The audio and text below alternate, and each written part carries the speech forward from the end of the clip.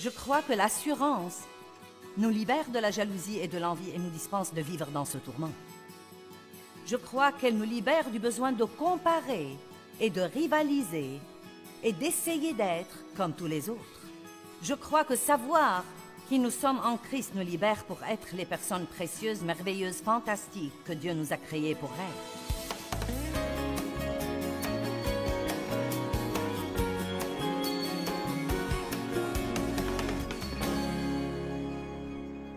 Dieu a un plan individuel pour la vie de chacun de nous, et s'il a voulu que Pierre souffre et qu'il soit crucifié à l'envers, et s'il a voulu que Jean vive peut-être 20 ou 25 ans de plus après la mort de Pierre, il dit « Pierre, ça ne te regarde pas. Mon plan pour toi est bon pour toi, et mon plan pour lui est bon pour lui. » Et nous devons arrêter de jalouser ce qu'ont tous les autres ou la façon dont Dieu s'y prend avec eux et apprendre que Dieu a un plan pour nous. Amen. La Bible dit « La jalousie et l'envie rongent les os ». Proverbe 14, 30. Vous savez quoi? Vous entendez l'expression « rongé par la jalousie ». Et c'est une expression mondaine, mais elle est si vraie. Quand vous êtes jaloux de quelqu'un d'autre et que vous ne pouvez pas être heureux pour lui quand il est béni, vous êtes rongé de l'intérieur.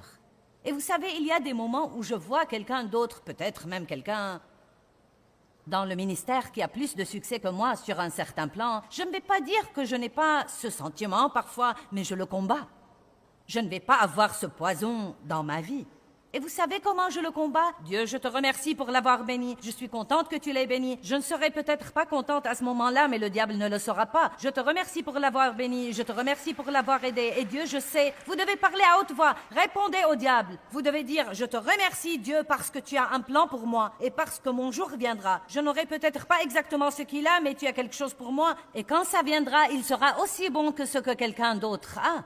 Arrêtez de rester là à ne rien faire et de laisser le diable régner.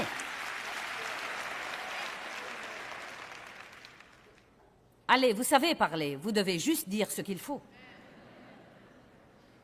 Jacques 4 est un chapitre qui m'a changé la vie. Je voudrais partager avec vous les 3 premiers versets. D'où viennent les conflits, les dissensions et les querelles? Et comment les combats, les disputes et les luttes commencent parmi vous? J'aime ça. Pourquoi toutes ces brouilles, dit-il? Tout le monde a un compte à régler et est en colère pour quelque chose. Luttes et conflits et querelles et disputes et colère et amertume. D'où est-ce que ça vient? Ne viennent-ils pas de vos désirs sensuels qui combattent toujours dans vos membres? Maintenant, faites attention. Vous êtes jaloux et vous convoitez ce qu'ont les autres. Savez-vous à quel point c'est vexant, à quel point c'est frustrant et troublant de voir ce que Dieu fait avec tous les autres au monde et de le comparer à ce qu'il fait avec nous?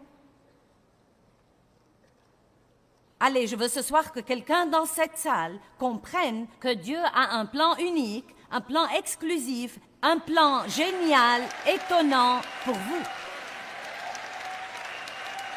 Et ne prenez pas une attitude aigre et négative et ne dites pas « Eh bien, s'il avait un si grand plan pour moi, pourquoi est-ce que je ne le vois pas ?»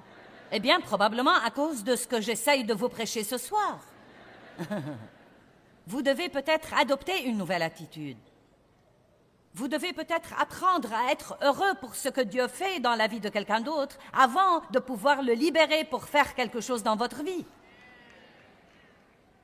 Ce n'est pas par hasard que vous écoutez tous ces témoignages de tous ces gens et de tout leur succès. Oh, Dieu nous tend un piège. Bien, écoutez ce témoignage. Ils ont eu la chose pour laquelle vous priez depuis 20 ans. Qu'est-ce que vous en pensez?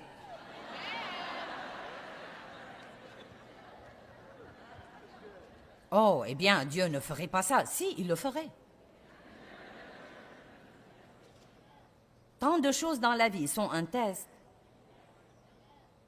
Et après avoir passé le test, notre récompense viendra. Ne jalousez jamais ce que quelqu'un d'autre a. Le passage dit ensuite, vous savez, que tous ces conflits Et ces histoires et ces querelles sont à cause des trucs que vous voulez et que vous ne savez pas avoir. Donc vous voyez quelqu'un qui a ce que vous voulez et vous l'enviez et vous pouvez même commencer à le détester. Et c'est pareil à un meurtre en ce qui concerne vos cœurs.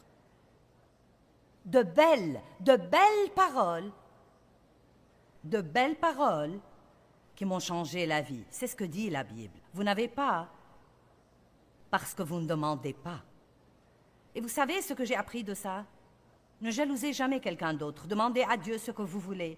Puis fiez-vous à lui pour vous le donner de la bonne façon et au bon moment. Et fiez-vous à lui pour ne pas vous le donner si ce que vous demandez n'est pas ce que Dieu a de mieux pour vous. Maintenant, il y a des choses dans la Bible que nous savons que Dieu veut que nous ayons tous. C'est écrit noir sur blanc. C'est une de ses promesses. Mais il y a beaucoup d'autres choses que la Bible ne vous dit pas. Peut-être que vous priez pour être le leader de l'adoration dans votre église. Il faut que ce soit une chose du genre « si c'est ta volonté, Dieu ». Et si vous croyez que cette jalousie n'est que dans le monde, vous avez tout à fait tort. Nous apportons nos bagages avec nous à l'église et nous nous asseyons avec semaine après semaine.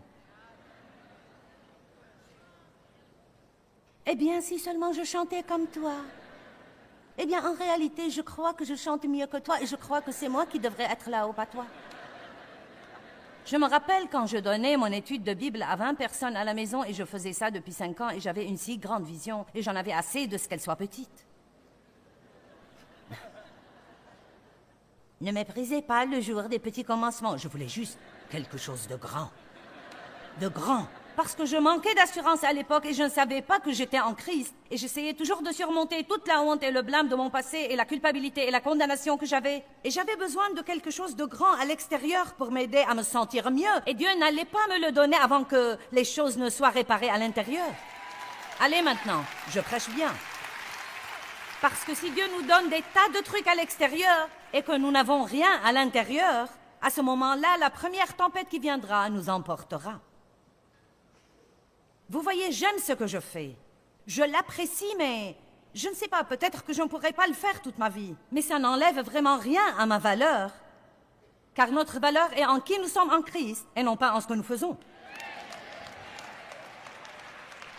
Et croyez-moi, si nous n'apprenons pas ça, nous serons dans le pétrin, car peu importe combien merveilleusement vous faites ce que vous faites, un jour viendra où quelqu'un d'autre viendra et le fera mieux que vous. Aussi vite que court un coureur, quelqu'un battra son record. Aussi vite que nage un nageur, quelqu'un d'autre viendra battre son record. Aussi nombreux que soient les CD qu'un chanteur vend, aussi nombreux que soient les disques d'or qu'il obtient, quelqu'un d'autre viendra battre son record.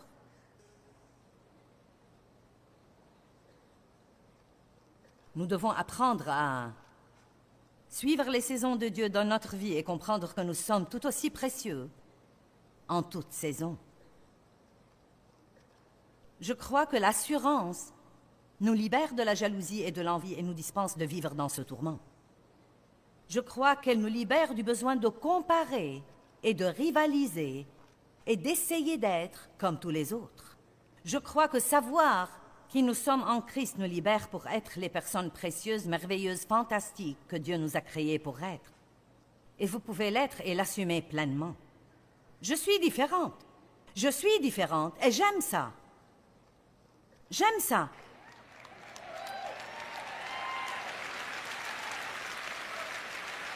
Je croyais que j'étais bizarre. Maintenant, je sais que je suis unique.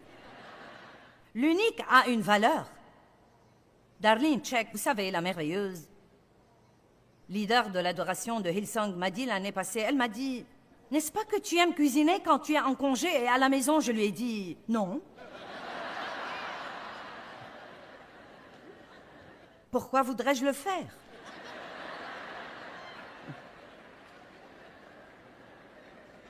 Eh bien, vous savez, Darlene aime vraiment tout ça et donc, parfois, nous ne comprenons pas pourquoi les gens n'aiment pas ce que nous aimons et parfois, si je ne sais pas qui je suis en Christ, je peux me sentir sous pression parce que je ne suis pas la parfaite femme de maison. Je peux lutter avec un démon pour vous, mais ne me demandez pas de faire un petit. Parce que ça ne marchera pas. Amen. Je me souviens que j'ai essayé de chanter et d'apprendre à jouer de la guitare parce que je connaissais un autre pasteur qui savait non seulement prêcher, mais encore chanter et jouer de la guitare. Eh bien, le problème était que j'ai presque échoué en musique. je ne savais pas jouer de la guitare. Je sais jouer un peu de l'harmonica, mais pas trop bien.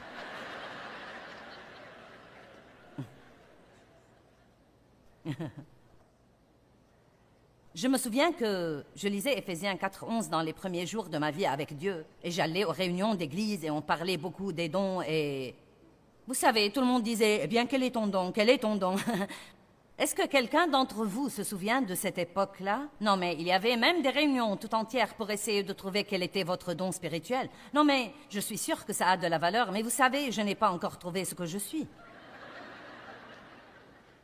Je voyage et on me dit, eh bien, qu'aimerais-tu qu'on t'appelle, révérende, évêque, apôtre? Je leur dis, appelez-moi Joyce. Vous savez? C'est ce que je suis. Mais je me souviens que j'étais angoissée quand je regardais les 5 dons des ministres cités dans Éphésiens.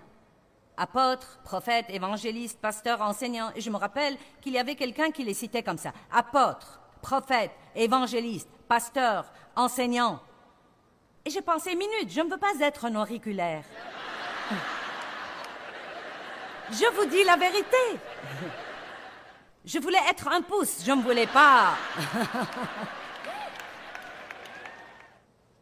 Et j'ai pensé, parce qu'il disait que l'enseignant était l'auriculaire, que ce devait être le don le plus petit. C'est incroyable ce que nous pouvons être ridicules parfois. Allons à Romains 12 pour un instant. Allez, il est temps que vous vous aimiez vous-même.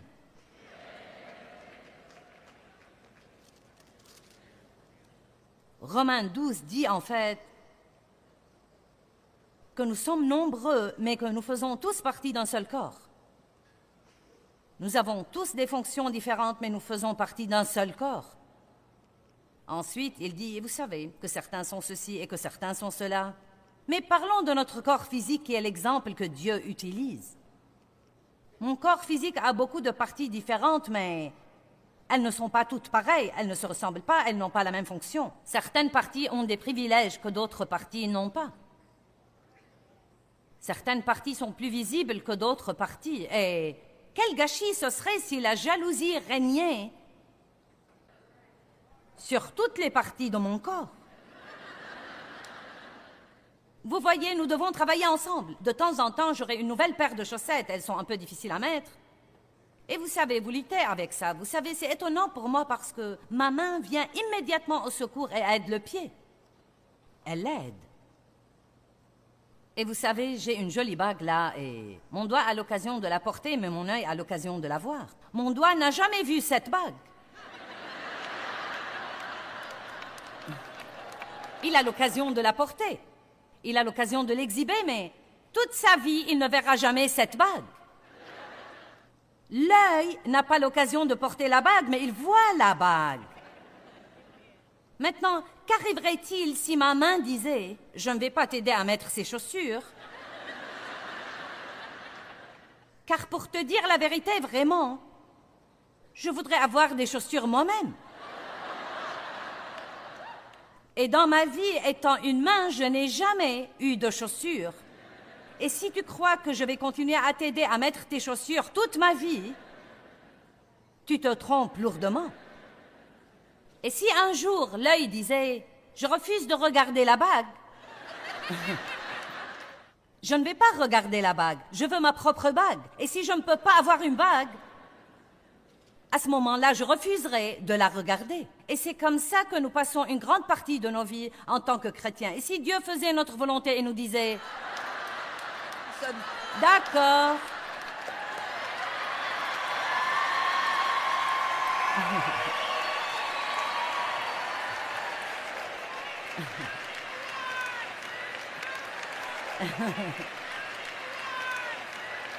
Et vous savez quoi? Je crois que la moitié du temps...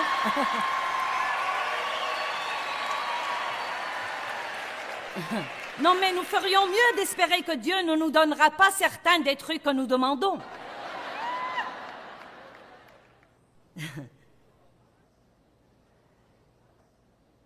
C'est de quoi nous avons l'air comme chrétiens parfois. Nous portons nos chaussures dans nos mains et nos bijoux autour des yeux. Mais Dieu soit loué, nous avons eu ce que nous voulions. Mais le problème est que maintenant j'ai mes bijoux sur mes yeux et je ne peux pas voir où je vais. Donc je rentre dans les trucs, je fais mal aux gens. Je crois que l'assurance nous libère de tout ça. Je ne suis pas obligée d'avoir ce que vous avez, je peux être heureuse sans cela. Je ne suis pas obligée de faire ce que vous faites. Vous n'êtes même pas obligé de m'aimer pour que je sois heureuse, car ma joie n'est pas basée sur ce que vous pensez de moi. Elle est basée sur qui je suis en Christ.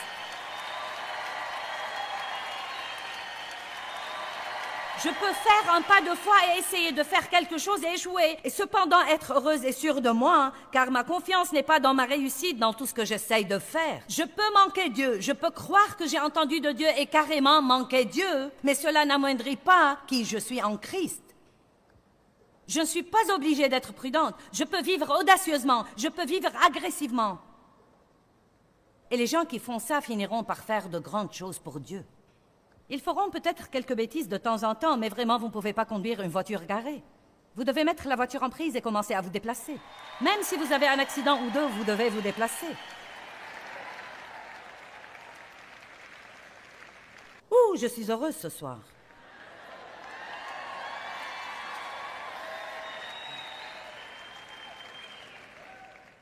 Nous devons nous débarrasser de certaines mentalités mondaines. Vous devez maîtriser votre pensée. Débarrassez-vous de « Eh bien, je ne peux pas faire ça, je suis trop vieille. » Vous savez quoi? J'ai dû moi-même combattre ça quelque peu. Et je peux vous dire quand ça a commencé. Je n'ai jamais pensé que j'étais vieille, je ne me sens pas vieille. Je ne crois pas que je me comporte en vieille, mais... Vous savez, il y a 2 ans, j'ai dû m'inscrire à l'assistance médicale. Je me suis sentie vieille. Et ensuite, l'année passée, j'ai dû m'inscrire à la sécurité sociale. Je vous dis la vérité vraie, quand j'ai dû m'inscrire à l'assistance médicale et à la sécurité sociale, le diable a en fait essayé d'utiliser ça pour m'inculquer l'idée « Eh bien, je suis trop vieille. » Pas vraiment trop vieille, mais c'était comme des choses différentes sont arrivées et j'ai commencé à avoir l'idée « Eh bien, je vieillis. » Et vous savez quoi? Si vous commencez à penser vieux, tout le reste dans votre vie fera de même. Vous commencerez à vous habiller vieux. Vous pouvez aller... Allez maintenant. Vous pouvez aller dans un grand magasin chic et voir où commence la collection pour vieux.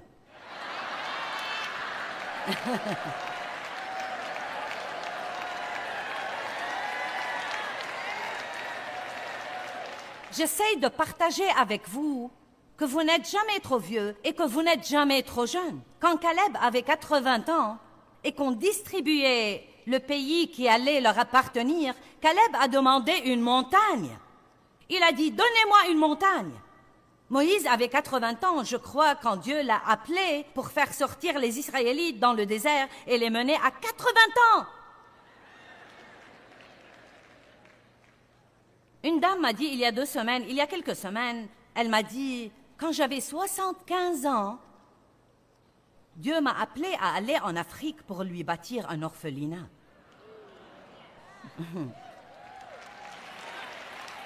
75 ans! Mais vous voyez, le monde vous donne cette mentalité et vous vole votre assurance. Le pasteur Tommy a dit qu'il joue au basket tous les lundis soirs pour 2 heures d'affilée avec des jeunes de 20 ans. Vous savez pourquoi il peut faire ça? Parce qu'il n'a jamais arrêté de le faire. Allez, c'est pourquoi il peut le faire, parce qu'il n'a jamais arrêté de le faire. Et certains d'entre vous peuvent faire beaucoup de trucs, mais vous avez arrêté de les faire il y a longtemps, parce que le monde vous a convaincu que vous étiez maintenant trop vieux.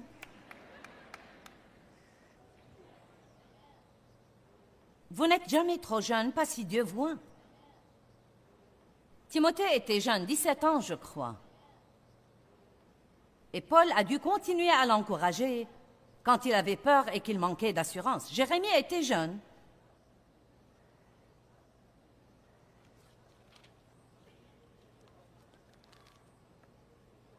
Et pour l'amour de Dieu, ne dites jamais « Eh bien, je ne peux pas faire ça. Je ne suis qu'une femme. »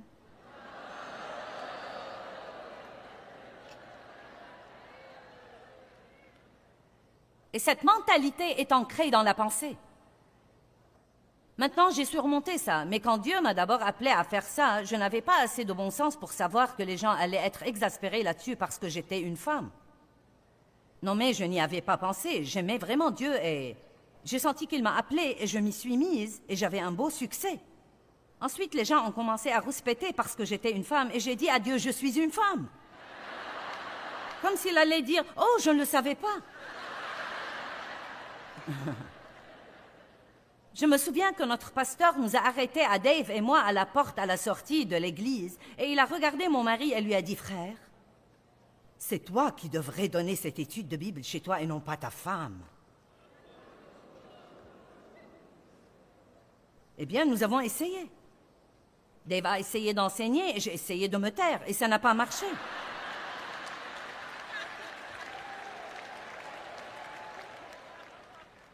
Et vous savez, les gens veulent toujours savoir, eh bien, que pense Dave de ce que tu sois dans la position où tu es et que lui, il soit un peu dans les coulisses à l'arrière. Dave Meyer est juste où il veut être.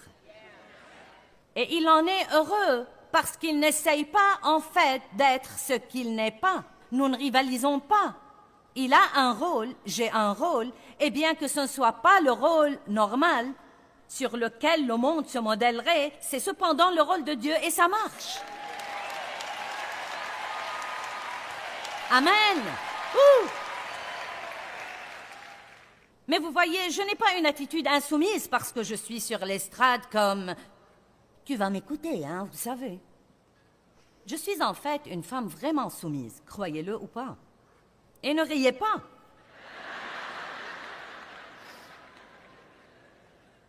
Vous savez, les femmes sont étonnantes. Étonnantes. Nous avons des bébés. Nous sommes étonnantes. Une femme a donné naissance au Sauveur. Les femmes étaient les dernières à la croix et les premières à la tombe. La Bible dit que Marie s'est levée tôt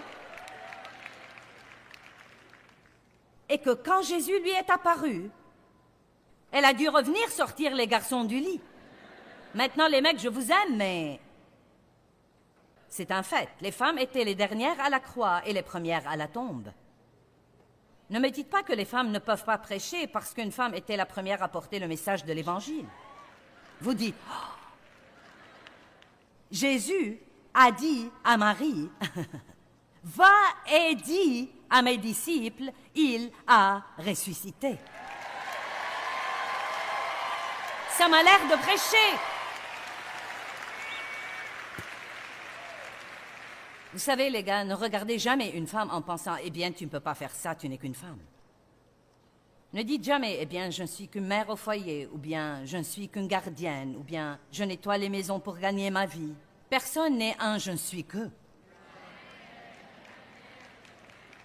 Nous sommes tous doués et appelés dans différents domaines et nous devons être fiers de tout ce que Dieu nous a appelés à faire. Indépendamment de ce que le monde en pense, vous devez être fiers de ce que Dieu vous a appelé à faire.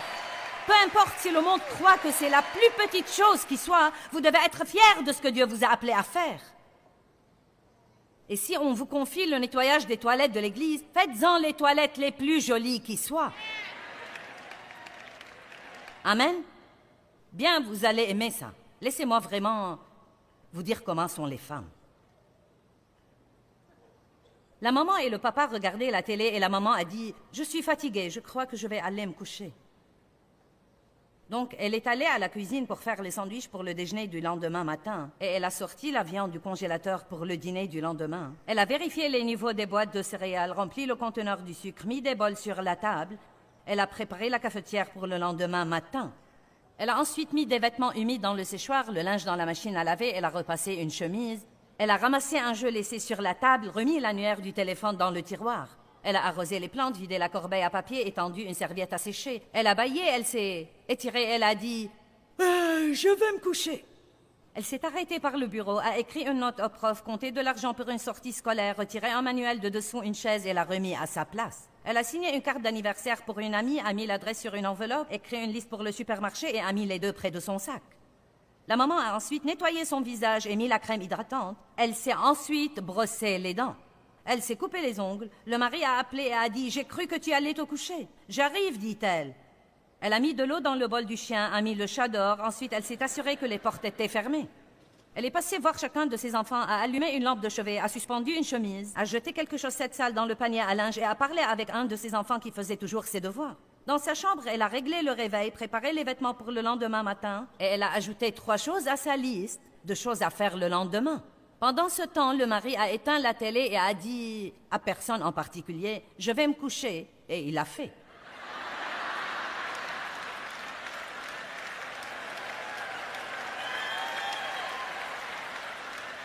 Je vous prie, ne me dites pas que les femmes sont le sexe faible.